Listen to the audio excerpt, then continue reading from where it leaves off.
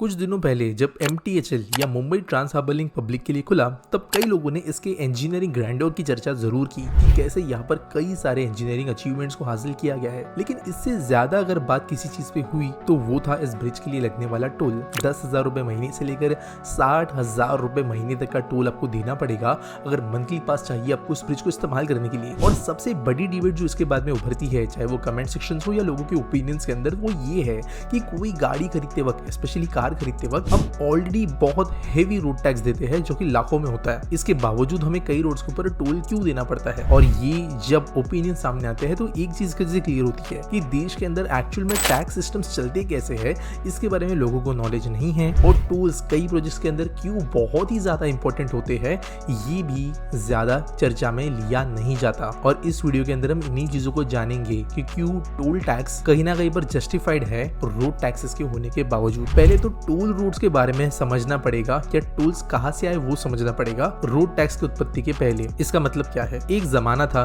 जब ऑलमोस्ट सारे roads toll road हुआ करते थे। हजारों साल पहले जब कार्स एग्जिस्ट नहीं करती थी, लोग जो है बहुत कम ही ट्रैवल करते थे लॉन्ग डिस्टेंसेस के लिए, तो गवर्नमेंट सिर्फ कुछ रोड्स या कुछ रूट्स को मेंटेन करती थी जहां पर कोई फैसिलिटी दी जाए। यहाँ पे टोल तो नहीं लिया जाता था, लेकिन गवर्नमेंट इनको सब्सिडाइज रखती थी। अगर आपने एक स्टेटमेंट सुना है कि कोई जगह कोसों दूर है, तो उसका मतलब ये होता था कि कई सारे कोस या एक ऐसे गवर्नमेंट मेड स्ट्रक्चर्स के बाद वो जगह है। और ये government structures proper dedicated paths पर बनाए जाते थे। इन स्ट्रक्चर्स के अंदर आराम करने की जगह, घोड़ों के लिए चारा, पीने का पानी, इन जैसी फैसिलिटीज दी जा सकती थी, और रात को सोने के लिए आसरा भी। लेकिन जैसे जैसे गाड़ियां आई तो लोगों के सामने रोड्स की नीड उत्पन्न हुई। गवर्नमेंट के पास में कोई रोड मिनिस्ट्री या रोड डिपार्टमेंट नहीं था, और ये इंडिया की बात नहीं है, पूरे दुनिया की बात है। और कई लोगों ने इसके अंदर अपॉर्चुनिटी देखी, जहां पर अगर आप लॉन्ग डिस्टेंस ट्रैवल करते हो तो कई सारे गांवों के बॉर्डर्स के ऊपर, कई प्राइवेट रोड्स के ऊपर जहां पे से लोग गाड़ियां चलाना शुरू कर दिए थे, वहां पे प्राइवेट लोगों ने टोल कलेक्ट करना शुरू कर दिया। और अगर आप ट्रैवल करते हो किसी भी लॉन्ग डिस्टेंस रूट्स के ऊपर उस जमाने में, तो आपको बहुत सारे टोल्स देने पड़ते प्राइवेट लैंड के ऊपर। ऑब्वियसली इसकी बढ़ती हुई नीड को देखते हुए गवर्नमेंट ने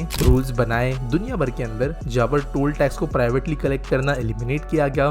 गवर्नमेंट ने रोड्स को बनाने की रिस्पॉन्सिबिलिटी ली और गवर्नमेंट कुछ रोड्स के ऊपर टोल लगाना शुरू की। और स्पेशली ये जो ब्रिजेस के ऊपर टोल लगाने की बात है, ये शुरू हुई यूरोप के अंदर। लंदन एक ऐसा शहर था जहाँ पे थेम्स नदी के ऊपर जब भी कोई पुल बनता था, तब गवर्नमेंट उसको एज अ रेवेन्यू सोर्स देखती थी, क्योंकि वहां पे उसको पैदल क्रॉस करने के लिए भी टोल लिया जाता था। लेकिन जैसे जैसे समय आगे बढ़ा तो गवर्नमेंट ने रोड मेकिंग को as a government departmental need के तौर पर समझा, और हमें रोड मिनिस्ट्रीज उत्पन्न होते हुए नजर आई, और देश के अंदर RTO जैसी चीजें भी बनी। लेकिन यहाँ पर एक बात समझना जरूरी है, जो टैक्स आप गाड़ी खरीदते वक्त देते हो, वो टैक्स जरूरी नहीं है कि रोड बनाने के लिए इस्तेमाल होगा। अब इसका मतलब क्या? अगर आप कोई पेंसिल खरीदते हो और उसके ऊपर अगर मान चलो आपको 2 रुपए का टैक्स देना पड़ रहा है, तो वो टैक्स 2 रुपए गवर्नमेंट पेंसिल बनाने के लिए नहीं लगाती। अगर आप कोई फूड आइटम खरीदते हो और उसके ऊपर भी कोई चार्ज अगर लगता है, तो जरूरी नहीं है कि वो टैक्स जो है वो फूड के लिए इस्तेमाल हो। सेम चीज जो है वो रोड टैक्स है। कोई भी टैक्स किसी भी आइटम पे जो लगता है, वो गवर्नमेंट के लिए बस एक रेवेन्यू सोर्स है, ना कि उस पर्टिकुलर आइटम को रिलेट करने वाले इंडस्ट्रीज को सब्सिडाइज करने का एक सोर्स।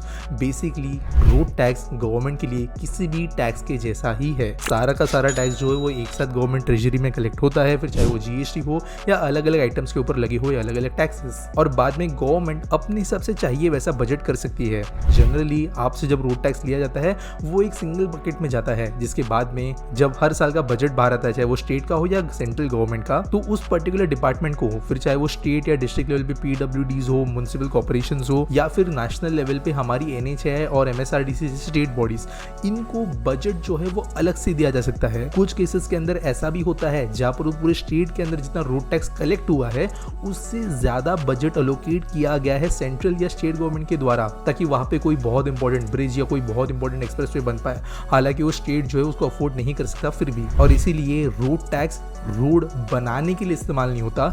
ये बात हमें माइंड में बहुत क्लियर रखनी पड़ेगी। और जो आपके घर के सामने रोड्स बनते हैं, जो आपके गांवों में रोड्स बनते हैं, जो आपके शहर के अंदर ऐसे इंटरनल रोड्स बनते हैं, वो कोई आपने सिर्फ और सिर्फ जो नगर पालिका को अपना होम टैक्स भरा है उससे नहीं बन रहा। वो पैसा जो है बाकी सारे टैक्सेस में से जो एक साथ बजट बनता है, उसके अंदर से आए हुए हिस्से के लिए बन रहा है। अगर हर एक रोड उसके जरिए कलेक्ट किए गए टैक्स ही बनाया जाए, तो एक छोटे से छोटे रोड पर भी आपको टोल की प्रेजेंस नजर आएगी।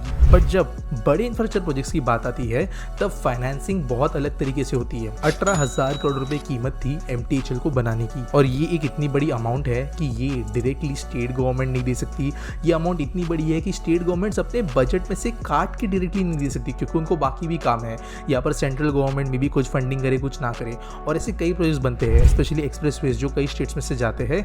यहाँ पर इस तरीके के फाइनेंशियल इश्यूज देखने मिलते हैं। तो गवर्नमेंट करती क्या है, यहाँ पर गवर्नमेंट प्राइवेट पार्टनरशिप और प्राइवेट फाइनेंसिंग लाती है। फॉर एग्जांपल MTHL के लिए बहुत बड़ा लोन जाइका जो जापानीज एजेंसी है इनके द्वारा फंड किया गया है। ये लोन्स होते हैं जिनके लिए इंटरेस्ट रेट चुकाना पड़ता है, और गवर्नमेंट को इस वजह से फायदा ये मिलता है कि उनको अपनी एग्जिस्टिंग ट्रेजरी में से पैसा नहीं डालना पड़ता। प्राइवेट कंपनीज यहाँ पे इन्वॉल्व होने की वजह से फाइनेंसिंग हल्की बन जाती है। लेकिन अभी जैसे मैंने पहले कहा, डायरेक्ट रोड टैक्स गवर्नमेंट के ट्रेजरी में जमा हो रहा है, ना कि ऐसे पर्टिकुलर प्रोजेक्ट को बनाने के लिए फंडिंग के द्वारा इस्तेमाल किया जा रहा है। जो बजट में से एलोकेट हुआ था वो में भी यहाँ पर थोड़ा बहुत आया होगा, लेकिन बाकी पैसा प्राइवेट कंपनीज और कई एजेंसीज ने लगाया है, तो उनके रिकवरी के लिए टोल जरूरी है। MTHL का अगर हिसाब लगाए तो यहाँ पर कहा गया है कि अराउंड 70,000 व्हीकल्स इसको इस्तेमाल करेंगे डेली, और उसके हिसाब से भी देखा जाए तो अप्रोक्सीमेटली 28.8 ईयर्स लगते हैं इस रोड को अपने सिर्फ इनिशियल कॉस्ट को रिकवर करने के लिए, जहाँ पर मेंटेनेंस तक इंक्लूडेड नहीं है। और एक समुद्र में बने हुए ब्रिज को जो 22 किलोमीटर लंबा है उसको कितना मेंटेनेंस लगता होगा वो आपको समझना चाहिए, और इसीलिए कई रोड जो है वो टोल डिमांड करते हैं। हाईवेज भी जो बनते हैं, स्पेशली नेशनल हाईवेज, यहाँ पर हर 60 किलोमीटर पे आपको टोल नजर आएगा, क्योंकि इन रोड्स को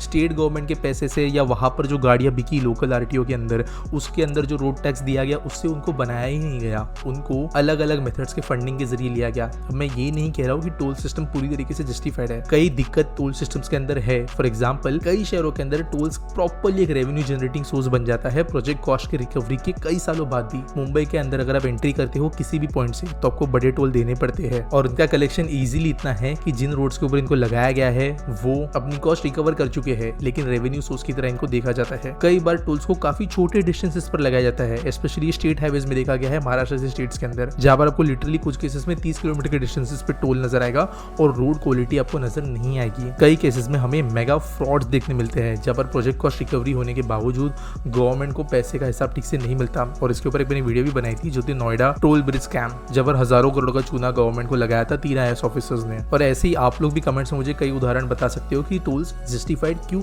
नहीं है। और ये जो वीडियो था इसका मोटिव था आप लोगों को ये बताने कि टैक्सेस एक्चुअल में इस्तेमाल होते कैसे है, फिर चाहे वो रोड टैक्स हो या दूसरा तरीके का टैक्स, और टोल्स कुछ प्रोजेक्ट के अंदर क्यों होता है कुछ प्रोजेक्ट के अंदर क्यों नहीं। आपके घर के सामने का रोड फ्री है उसके पीछे भी कोई कारण है, और कोई मेगा प्रोजेक्ट बहुत एक्सपेंसिव टोल के साथ में क्यों आ रहा है उसके पीछे भी कारण है। और ये चीजें जो है समझना जरूरी है कई ओपिनियंस बनाने के पहले। आपको इसके बारे में क्या लगता है मुझे कमेंट सेक्शन में जरूर बताना। मिलेंगे अगले वीडियो में।